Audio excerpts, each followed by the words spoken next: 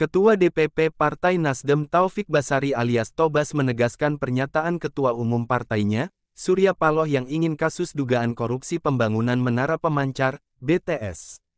4G Bakti Kementerian Komunikasi dan Informasi diperiksa secara akuntabel. Hal itu dia ucapkan untuk menyoroti pernyataan Menteri Koordinator Bidang Politik, Hukum, dan Keamanan Mahfud MD yang menganggap isu adanya aliran dana kasus korupsi tersebut ke partai politik sekadar gosip politik. Menurutnya, hal tersebut merupakan upaya agar moralitas penegakan hukum di Indonesia bisa berjalan. Ia juga berharap penegakan hukum tidak syarat kepentingan politik atau menjadi alat kekuasaan. Hukum harus tetap menjadi hukum, dia tidak boleh menjadi kendaraan ataupun alat politik atau kekuasaan. Kita harapkan Kejaksaan Agung bisa melakukan seperti itu, tuturnya. Ia juga berharap Kejagung dan pemerintah berbicara dengan basis fakta, data, dan hukum.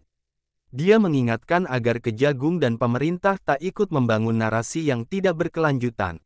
Karena narasi, Kejagung, bisa saja kemudian dibangun tapi tidak ada tindak lanjutnya.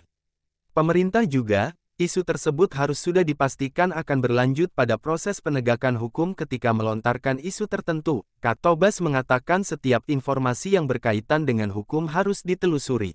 Ia juga mendorong pemerintah mencari informasi, bukti, dan semua temuan tanpa tebang pilih. Bendahara Umum DPP Partai Nasdem Ahmad Sahroni meminta Kejagung membongkar kasus yang menjerat Sekjen Partai Nasdem Johnny G. Plate dan diduga merugikan negara 8 triliun rupiah. Siapa saja pemain, vendor, dan semuanya yang terlibat.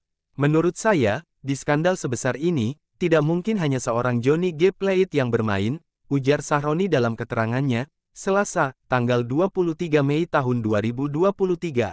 Sahroni meminta Kejagung memeriksa seluruh pihak yang terlibat tanpa terkecuali. Ia ragu kasus sebesar itu hanya dilakukan atau melibatkan satu atau dua pihak saja. Sebelumnya, Mahfud MD menyatakan bahwa ia mendapatkan informasi ihwal aliran dana kasus dugaan korupsi pembangunan Menara BTS 4G mengalir ke 3 partai politik. Ya, saya juga dapat berita itu, dengan nama-namanya. Tetapi, saya anggap itu gosip politik. Kami bekerja dengan hukum saja, kata Mahfud di kantor Kominfo, Jakarta Pusat, Selasa, tanggal 23 Mei tahun 2023. Jangan lupa di-like, subscribe channel YouTube Info Indonesiaku, untuk mendapatkan info-info menarik lainnya.